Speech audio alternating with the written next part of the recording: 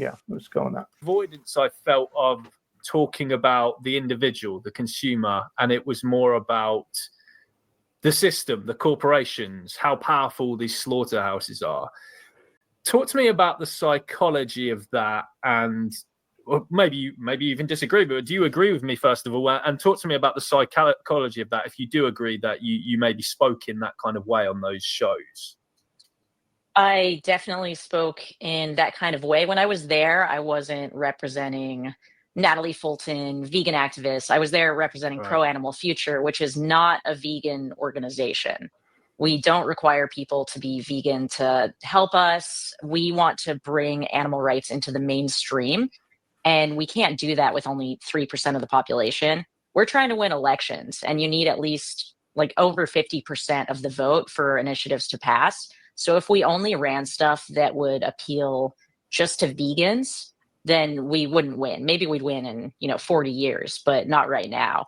So what we're trying to do is create a broader appeal. And I think a really great example of this is Prop 12 in California. Do you know what that one is? Something about egg laws, maybe? Is that it? No, it's about cage-free eggs and banning gestation crates. Right, so a couple of issues there already, for me at least. First of all, it's kind of framed as animal rights, but clearly we're talking about animal welfare here. And I suppose the ballot initiatives are a little bit like you would say in England, early day motions, I suppose. They're referendums. What it is at an election in the USA, I think it's on a state level. There are these sort of special petitions that you can kind of get members of the public to sign. And I think if you get something like 100,000 signatures, that gets put on a ballot and it's like a referendum. And when people go to vote at the election, and the order, I don't think all of them get put on the ballot. They're kind of the top ones, the ones that get the most signatures, they get put forward as ballot measures. And then when people go to vote, they can vote yes or no on those ballot measures in a referendum. And in fact, I think there are some states in the USA that actually banned greyhound racing because there's a greyhound racing organization, an anti-greyhound racing organization in the USA called Grey 2K USA. And I know they certainly got greyhound racing banned in Massachusetts through a ballot measure. They went out and got over 100,000 signatures, and then at the ballot, they had a majority of the voters vote in favour of banning greyhound racing. So that's something we haven't got over here. And obviously, it would have to go to in Britain. You'd have to go to the Lords. Now, you'd have to. It's because we don't. I mean, this is state by state. But that's what Debbie's saying here. That when it goes to the federal level, that's when it all gets ripped back down again. So what happened to the greyhound thing? The greyhound thing, well, that was made law in certainly Massachusetts. I think since then other states have maybe had ballot measures banning greyhound racing. And as far as I know, I'd certainly when Massachusetts was upheld and kind of went through, that was a situation where a ballot measure was used for abolitionist reasons, certainly as far as like the exploitation and oppression of greyhounds is concerned. And I think these things have played their part. I mean, the greyhound racing industry now is very, very small in the USA compared to what it used to be. And I think that these ballot measures have played their part in that. So they kind of do have a use. But when they're used for welfarist reasons, I would question that rather than abolitionist reasons. Yeah, but Natalie has almost hinted already that that's what you'd have to do to get the support in the first place. And then you've got to still go to Fed level. I mean, it seems to me that if you've got something to do with dogs, then you've got a good chance for it not to be overridden. Something like that, yeah. If and of course that's in terms of the total, oppression, exploitation of our fellow animals by humans. The greyhound racing is very small compared with other areas. That doesn't mean it's not a good thing that it's banned. Of course it is. But with these other things, you see, it's a question of to me, it's about the use of our resources. that there's so much energy of vegans being put in to these ballot measures, getting the signatures, all the campaigns surrounding it. That's just bringing welfarist measures. That's just to slightly improve the conditions of our fellow animals under exploitation, isn't it? And my question is that really the best? Is that really what vegans should be doing? It wouldn't be far better for all that energy to be used for vegan outreach, to educate people, to reject the fundamental wrong of the exploitation of our fellow animals, because that's the only way. It's not, what we need. What we need is we need people like us to be in charge. What you're trying to do with these things is kind of get politicians who are speciesists and human supremacists to make concessions towards our fellow animals, and just concessions in this case towards better treatment of our fellow animals. Nothing about abolishing their exploitation. And so, to me, it's not. It's a movement issue, isn't it? Yeah, it's a movement issue. We need proper system change, and that's a system where people like us, call the shots. And the only way you get that is through vegan education, because the only way you get politicians. Yeah, but what you would support, Ronnie, surely would be if the welfarists did the welfare and the vegans did the vegan stuff, then you'd be all right with that, wouldn't you? Well, my concern is vegans being dragged into these welfarist campaigns when people that aren't vegan aren't going to do vegan outreach, are they? It's only vegans that can do vegan outreach, and so we need. But the question, though, Ronnie, is: will the welfarists do welfare even? And, well, is that the reason why vegans end up doing it? Whether they do or not isn't our concern. The concern. No, I know. Yeah. The concern of vegans is to educate non-vegans to become vegan, so that eventually, we change the culture, we change the politics, and we create an animal liberationist society. That's the only way to do it. That's the only way we'll get animal liberation. You're never going to get animal liberation while speciesists and human supremacists are in charge. How is that going to happen? And why the vast majority of people don't believe in animal liberation? How are you going to get it? You have to educate ordinary people. That's the fundamental. We've got to go to that fundamental level to create radical change. You've got to go to the. Radical means it means something that goes to the root. You have to go to the root of the problem. And that is the fact that so many people aren't vegan. And we have to tackle that. Otherwise, we're never going to get. You're only going to get a tiny. I was going to say that's what you did with your hair. You went to the root of the problem. Yeah, went to the root. Andy, yeah.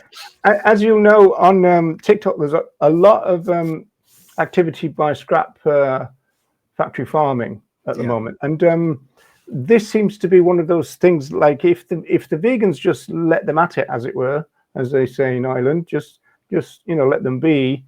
Then I suppose we'd be okay with that. It's a question of that they seem to want to rope vegans in, and they themselves. We're the only ones that do any activism. That's why they want. Yeah, that's what I'm getting at. You see. Yeah, but so for me, it's the standard vegan contradiction. So we started by talking about the idea of introducing animal rights to people that already don't believe in them, but we did nothing to address the fact that they don't believe or respect in them. We just kind of got them to be more comfortable or happy with the idea of taking a cage away from hens, for example. So automatically, we've introduced this idea of animal rights, and instantly we've diluted it to that of welfare and treatment.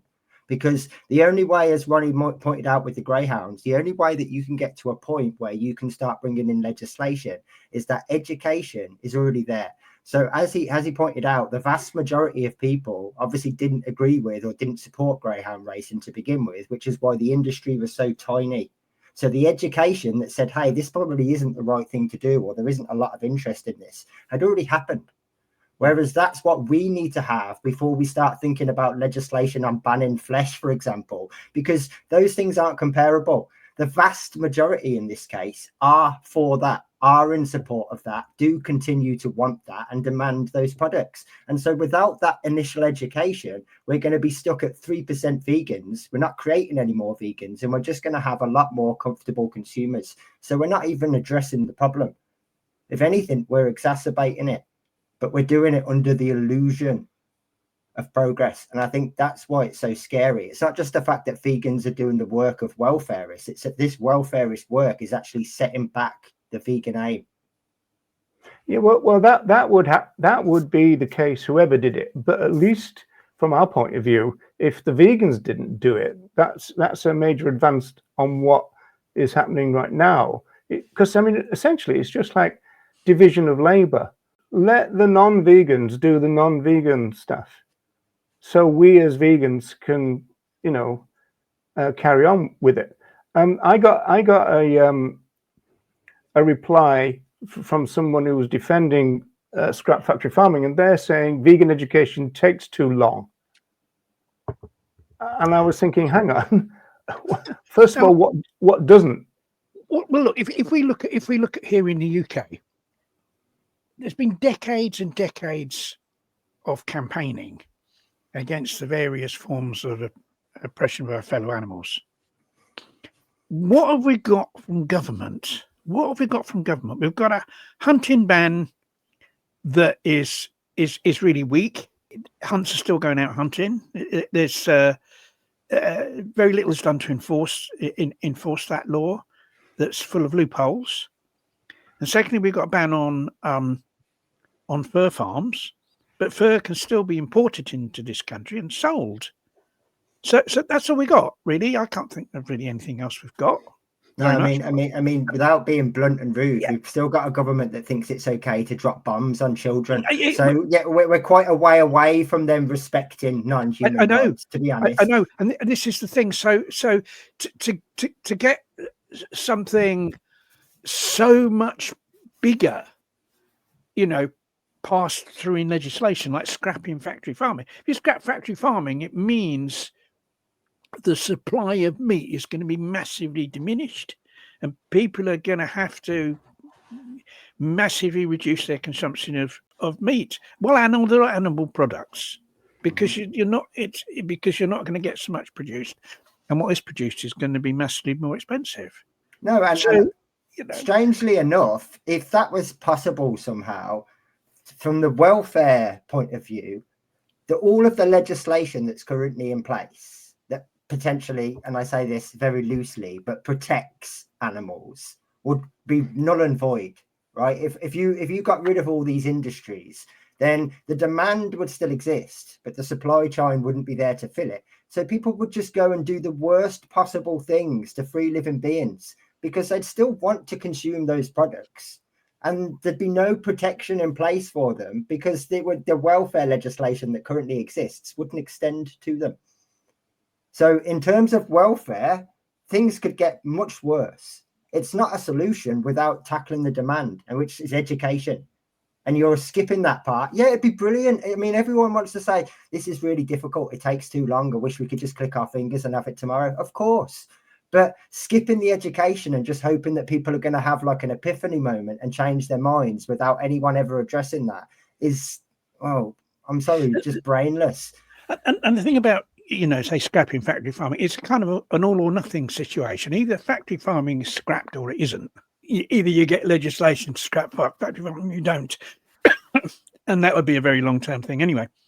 But with vegan education, every person you educate to become vegan, that creates a reduction in demand for our fellow animals to be slaughtered, to either caught or farmed and then slaughtered for food.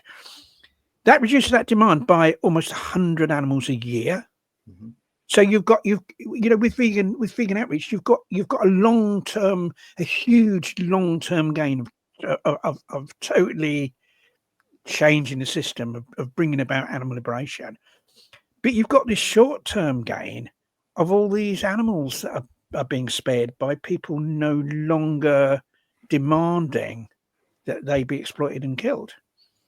Absolutely. And the other really crucial part about that is you're not just getting people that oppose one form of animal use. You're not just getting people that are looking at this and saying, hey, using animals for food is wrong, but I'm still going to wear them. I'm still going to use products that are tested on them. I'm still going to support the zoo or the safari park. Whereas if, you create a vegan, it's not just a demand for food that goes away. It's a demand for all animal use. And the education, when they explain that to other people, that's completely different than just I'm against factory farming.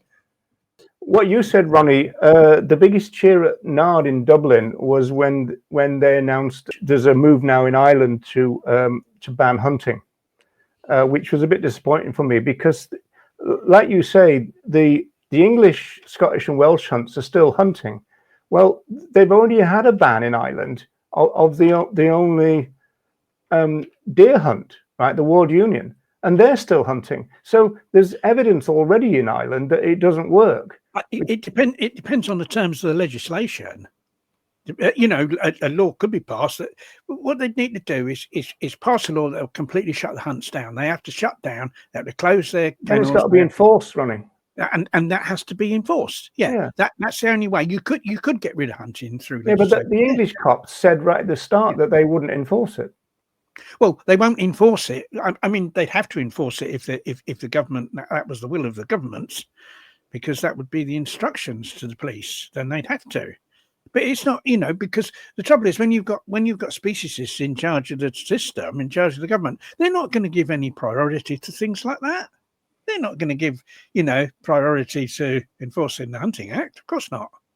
Even the mechanics is interesting because one of the things that the police said was that if we kind of swamp the place using loads and loads of officers, because it would, I mean, you'd have to have a couple of hundred officers probably, but then you stop the hunt and everybody gets off the horses and you arrest all the people in the field and the hunt master and all the rest of it, and the huntsman whippers in, and then you've got 80 horses.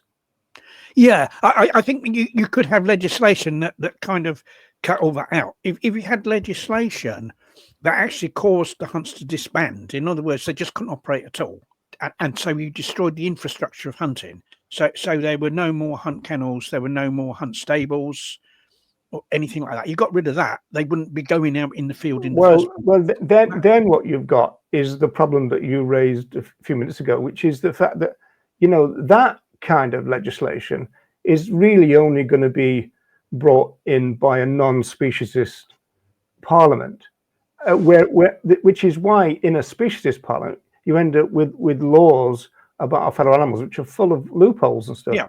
Yeah, absolutely, and which is why the main focus for all vegans should be vegan outreach. It's got to be. That's the only way we get the type of change and create the sort of society we want. Yeah, and the only other point I'd make about, you mentioned the fur ban. All the people who used to run the fur farms are now multimillionaires, including our mate Michael Cobbledick. So a lot of them have gone to other countries where fur farming is still lawful, and they carried on doing the fur farming. But Cobbledick went to Europe. And then there was a ban there, as far as I know. So he got compensation twice. Yes. Oh yeah. And then what are those people spending that compensation on? They're certainly not spending it on anything. Well, I mean, when it comes to Cobbledick, we can trace it. So he spent his first amount of compensation setting up in, I can't remember if it was Sweden or Holland, and then he sent his second bout of compensation setting up in China. So all it ever did was increase him to expand his market. It moves the problem. You see, this is the thing that people claim victories when in fact all that's happened is that the problem's been moved around. That it hasn't. There's been no gain for our fellow animals. There's been no reduction in the exploitation and oppression of our fellow animals. It's just been moved around. And I mean, going back to the welfare argument of that, obviously we've got as it's always told to me, some of the best animal welfare legislation in the world in the UK. Well, obviously, when we banned fur here and it moved to the Netherlands, that was, I'm assuming, inferior. And then obviously when they banned it and it got moved to China, that was absolutely inferior. And so the welfare of these animals that are now bred in these fur farms is 100% worse than it once was. It's just that the problem's been moved out of sight. Yeah. I mean, I think there seems to be a reduction in fur wearing here in the. Would you say a huge part of that though is to do with the fact that there's so many good quality alternatives now? Also, I think partially, but also there aren't the places people can buy the fur from. You know, the fur retail industry in the UK was decimated. It wasn't decimated by the government; it was decimated by the animal liberation fronts by direct action. It wasn't decimated. There was no law to ban the sailor fur. There still isn't a law to ban the sailor fur. The reason why you don't get, there used to be fur shops everywhere, and loads of department stores had fur departments. And now the only place where you get high street fur shops is, in London, and in a certain part of London you've got them, and Harrods is the only department store in the UK that has a fur department. That was done through direct action. It's not, government had no input into that at all. And then I think there were campaigns going on at the same time, educating people about what was involved in the rearing and catching of our fellow animals for fur, and so that maybe deterred people from wearing fur. But then, of course, you've got to weigh that up against the question: how many of those people bought leather goods instead of fur goods? Is that so? Mm-hmm. It's an uncertain. I think it can be said, overall that campaign did benefit our fellow animals, forcing these places out of business.